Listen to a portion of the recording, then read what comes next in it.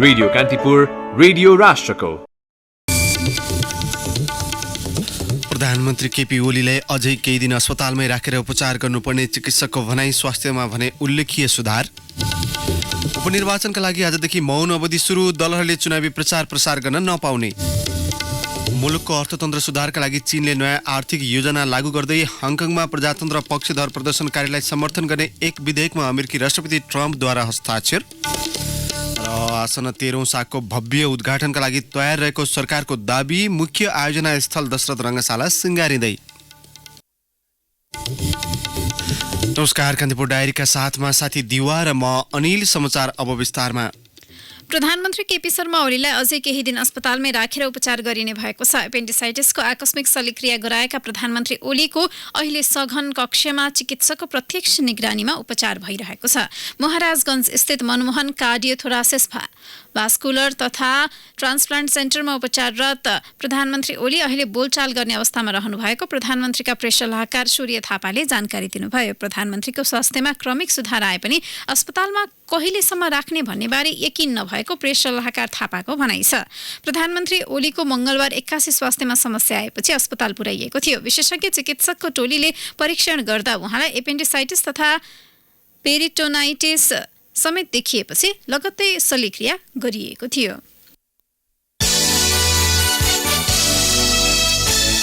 आगामी शनिबार हुने उपनिर्वाचनका लागि आजदेखि मौन अवधि सुरु भएको छ। उम्मेद्वारले यो अवधिमा कुनै पनि चुनावी गतिविधि गर्न पाउने छैनन्। उपनिर्वाचन हुने 37 जिल्लामा गैराती 12 बजेदेखि मौन अवधि सुरु भएको हो। कास्की क्षेत्र नम्बर 2 मा प्रतिनिधि सभा, प्रदेश सभातर्फ भक्तपुर, दाङ र बागलुङ तथा स्थानीय तहका प्रमुख, उपप्रमुख, वडा अध्यक्ष सहित 52 स्थानका लागि आगामी शनिबार मतदान हुँदैछ। मौन अवधि सुरु भइसकेकाले सञ्चार माध्यम, सामाजिक सञ्चार तथा कुनै पनि विद्युतीय माध्यमको प्रयोग गरी मत माग्न तथा प्रचार प्रसार गर्न पाइने छैन।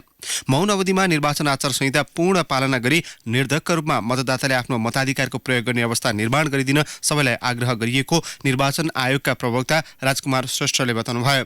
मौन अवधिमा विभिन्न आश्वासन, प्रलोभन, डर, धाक, दबाव वा प्रभावमा पारी मतदातालाई आतंकित पार्ने जस्ता कार्य नगराउन समेत आयोगले सचेत गराएको छ। उपनिर्वाचनको सम्पूर्ण तयारी पूरा भएको जनाएको आयोगले जिल्लाको सुरक्षा अवस्था थप मजबुत बनाएको दावी गरेको छ। उपनिर्वाचन हुने 37 जिल्लाका मुख्य निर्वाचन अधिकृतले आज र भोलि 2 दिन राजनैतिक दल, स्थानीय जनप्रतिनिधि तथा सरकारवालासँग छलफल गर्ने भएको छ। पर्सि हुने उपनिर्वाचनलाई केन्द्रित गर्दै जिल्लाको पछिल्लो सुरक्षा अवस्था, निर्वाचन आचार संहिता तथा जिम्मेवारीका विषयमा छलफल गर्ने निर्वाचन आयोगका प्रवक्ता राजकुमार श्रेष्ठले जानकारी दिनुभयो। उपनिर्वाचन हुने जिल्लाको मतदान केन्द्रमा तोकिएका मुख्य निर्वाचन अधिकृत पुगिसकेकाले आवश्यक पूर्व तयारीका लागि आफ्नो समय अनुकूल छलफल गर्ने श्रेष्ठको भनाइ छ। दलहरूसँगको छलफलमा मतदान स्थलदेखि 3 मिटरमा राखिएको निर्वाचन प्रचार प्रसारका सामग्री हटाउन लगाउने, मतदानलाई भयरहित बनाउन दलहरूको ध्यानाकर्षण गराउने प्रवक्ता श्रेष्ठले जानकारी दिनुभयो।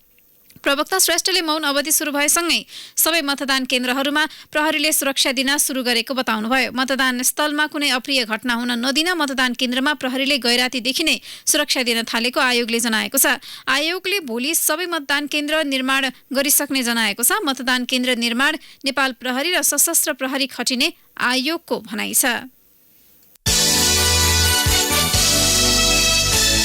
नेपाल भारत सहसचिव स्तरीय बैठकमा बहुचर्चित पञ्चेश्वर बहुउद्देश्य परियोजनाबारे दिल्लीमा आज पनि छलफल हुँदैछ। यद्यपि बैठकमा वर्षौंदेखि अनिर्णित पानी बाँडफाँड र विवादित डीपीआर सम्बन्धी विषय भने ओझेलमा परेको छ।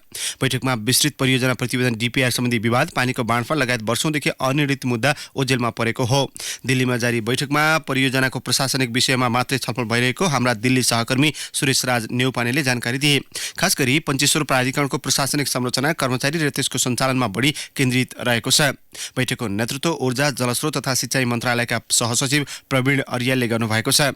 हिजो र आजको सहसचिव स्तरीय बैठकमा हुने सहमतिहरूलाई भोलि बस्ने सञ्चालक समितिको बैठकले आवश्यक छलफलपछि अनुमोदन गर्ने बताइएको छ। नेपाल र भारतबीच 2052 सालमा सम्पन्न एकीकृत महाकाली सन्धिमा उत्पादन हुने बिजुली र परियोजनाबाट निस्कने पानी बराबरी गर्ने सन्धिमा उल्लेख भए पनि सहमतिका अधिकांश विषयमा दुवै मुलुकबीच विवाद छ।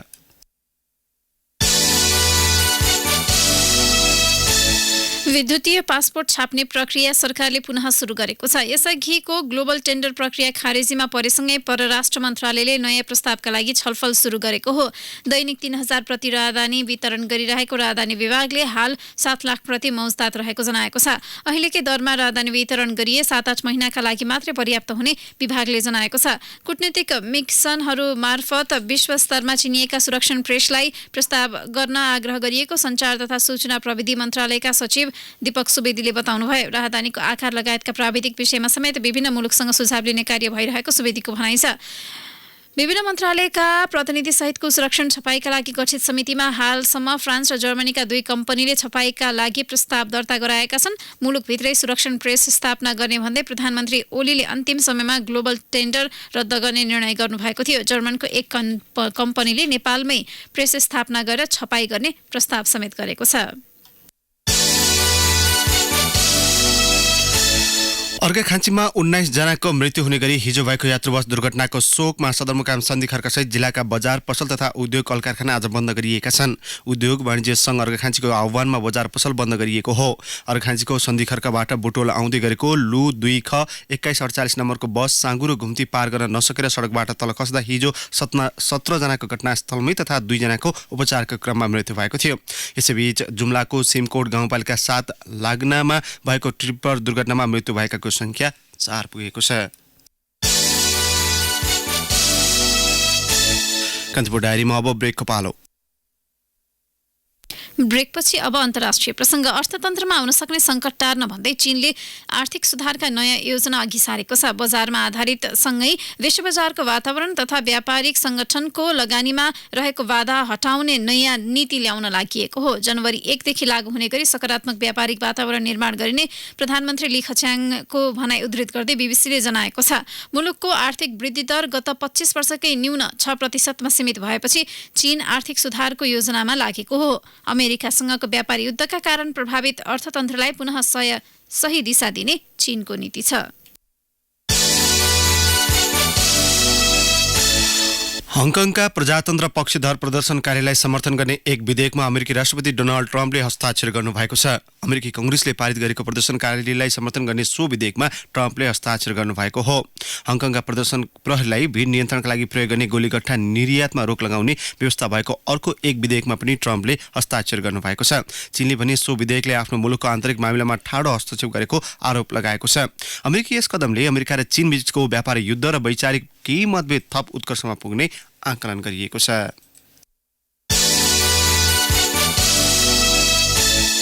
अब खेल प्रसङ्ग। सागको उद्गम भूमि नेपालले 2 दशकपछि घरेलु मैदानमा तेस्रो पटक दक्षिण एसियाली महाकुम्भको आयोजना गर्दैछ। राष्ट्रको प्रतिष्ठासँग जोडिएकाले पनि प्रतियोगितालाई सफलतापूर्वक सम्पन्न गर्न आयोजक राष्ट्रलाई निकै चुनौती छ। यद्यपि पछिल्लो समय तीव्र रूपमा भइरहेको तयारीले सागका चुनौतीहरू किनारा लागिसकेको खेलकुद राष्ट्रिय खेलकुद परिषद राखेपको दाबी छ। दशरथ रङ्गशालामा आगामी आइतबार भव्य उद्घाटनको तयारी भइरहँदा दक्षिण एसियाको ध्यान समेत 13औं सागप्रति तानिएको छ। एक रिपोर्ट। पूर्वाधारका हिसाबले निकै कठिन परिस्थितिबाट गुज्रिएको आयोजक राष्ट्र नेपाल 13औं दक्षिण एसियाली खेलकुद सागको उद्घाटनका लागि तयारी अवस्थामा बसेको छ। 26 खेलमध्ये भलिबलका स्पर्धा हिजोबाट नै सुरु भए पनि औपचारिक उद्घाटनका लागि दशरथ रङ्गशालालाई बेहुली जस्तै सिंगारिँदैछ। 72 सालको भूकम्पपछि पुनर्निर्माण गरिएको सागको उद्गम भूमि दशरथ रङ्गशाला सदस्य मुलुकका हजारौं खेलाडीलाई स्वागतका लागि तयार भइसकेको छ। यो तयारीलाई आम नेपालीले पनि साथ दिनुपर्ने नेपाल ओलम्पिक कमिटीका अध्यक्ष जीवनराम श्रेष्ठ बताउँछन्। राष्ट्रको गौरवको विषय पनि हो, सबै नेपालीको प्रतिष्ठासँग जोडिएको यो खेल हो। त्यसो भएको हुनाले हाम्रो राष्ट्रको गौरव बढाउनको लागि यो आयोजनालाई भव्य रूपमा सफल बनाउन सबैले चाहिँ नि सहयोग पुर्याउनु पर्ने आवश्यकता छ। सबैले हाम्रो खेलाडीहरूलाई हौसला बढाउने काममा चाहिँ नि लाग्नुपर्ने आवश्यकता छ। खेलको परिणामलाई पनि राम्रो नतिजा ल्याउनको लागि सबैको एउटा चाहिँ नि साथ, समर्थन र सहयोगको आवश्यकता चाहिँ मैले देखेको छु। घरेलु मैदानमा हुने सागलाई ऐतिहासिक बनाउने लक्ष्यमा रहेको नेपाललाई त्यो लक्ष्य पूरा गर्न त्यति गाह्रो पनि छैन।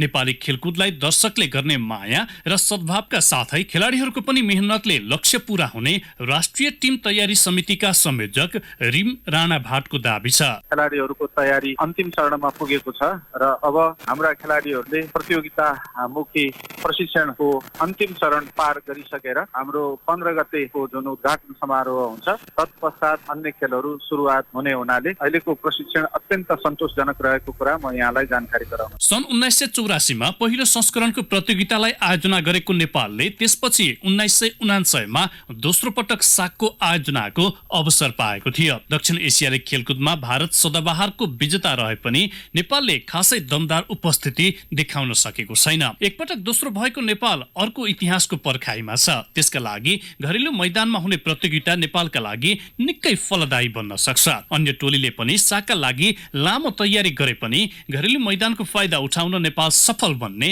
राणाको भनाइ छ। हामी जसरी तयार गर्छौं अन्य देशहरूको पनि तयारी त्यही रूपमा भइरहेको हुन्छ। यद्यपि हामीलाई यो होम ग्राउन्ड हाम्रै देशमा भएको हुनाले हाम्रा खेलाडीहरूको मनोबल ज्यादै उच्च छ र त्यस्तै वैदेशिक प्रशिक्षणमा हाम्रा खेलाडीहरूलाई साधन स्रोत सम्पन्न ठाउँहरूमा हामीले प्रशिक्षित गराएर ल्याएका छौं। त्यस्तै हाम्रो स्वदेशमा रहेका खेलाडीहरूलाई पनि हामीले विभिन्न किसिमका अभिप्रेरणामुख तालिमहरू सञ्चालन गरेर उनीहरूलाई एउटा साइकोलोजिकल्ली पनि प्रिपेयर गरेका छौं।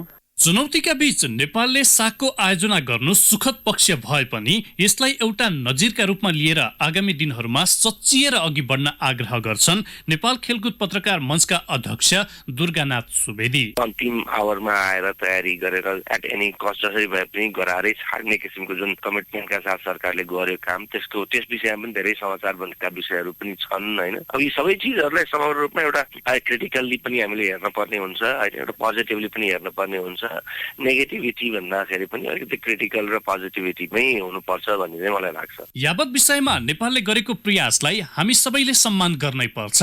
अझ सागको इतिहासमा 1100 स्वर्ण हात पारिसकेको भारतसँगै 329 स्वर्ण जितिसकेको पाकिस्तान र 220 स्वर्ण जितेको श्रीलङ्कासँगको दूरीलाई पनि घटाउन 79 स्वर्ण जितेको नेपाललाई घरेलु मैदान ठूलो अवसरका रूपमा रहेको छ। त्यसलाई खेलाडीले कसरी सदुपयोग गर्न सक्छन् त्यो भने सबैको प्रतीक्षाको विषय बनेको छ। रेडियो कान्तिपुरका लागि प्रकाश पाठक, पोल्चोक। यसैबीच 13औं दक्षिण एसियाली खेलकुद साग अन्तर्गत महिला भलिबलको आफ्नो दोस्रो खेलमा नेपालले आज बलियो प्रतिद्वन्दी भारतसँग खेल्दैछ। पहिलो खेलमा हिजो बङ्गलादेशलाई सोझो सेटले हराएको नेपाल भारतलाई हराउँदै समूह विजेता बन्न चाहन्छ। तर हरेक समय नेपालको मुख्य बाधक बन्दै आएको भारतलाई हराउन नेपाललाई त्यति सहज भने छैन। राजधानीको त्रिपुरेश्वर स्थित कवर्ड हलमा दिउँसो 3 बजे मैदान उत्रँदा भारत भने आयोजक विरुद्ध जित निकाल्दै अघिल्लो चरण नजिक पुग्ने योजनामा छ। समूह एमा नेपाल, भारत र बङ्गलादेश छन्। यस्तै अर्को समूहबाट मालदिव, श्रीलङ्का र पाकिस्तान छन्। समूहका शीर्ष 2 टोलीले सेमिफाइनलमा स्थान बनाउनेछन्। मुख्य प्रसङ्गहरू पुनः एकपटक। प्रधानमन्त्री केपी ओलीलाई केही दिन अस्पतालमै राखेर उपचार गर्नुपर्ने चिकित्सकको भनाई, स्वास्थ्यमा भने उल्लेख्य सुधार। उपनिर्वाचनका लागि आजदेखि मौन अवधि सुरु, दलहरूले चुनावी प्रचार प्रसार गर्न नपाउने। मुलुकको अर्थतन्त्र सुधारका लागि चीनले नयाँ आर्थिक योजना लागू गर्दै हङकङमा प्रजातन्त्र पक्षधर प्रदर्शनकारीलाई समर्थन गर्ने एक विधेयकमा अमेरिकी राष्ट्रपति ट्रम्पद्वारा हस्ताक्षर। र आसन्न 13औं सागको भव्य उद्घाटनका लागि तयार रहेको सरकारको दाबी, मुख्य आयोजना स्थल दशरथ रङ्गशाला सिंगारिँदै। हवस् त प्रसङ्गसहित कान्तिपुर डायरीको यो बुलेटिन अहिलेलाई यहीँ सकिन्छ। हाम्रो अर्को बुलेटिन बिहान 10 बजे स्पोर्ट्स डायरी हुनेछ। तबसम्मका लागि कान्तिपुर डायरीबाट साथी दिवा र म अनिल बिदा माग्छौँ। नमस्कार।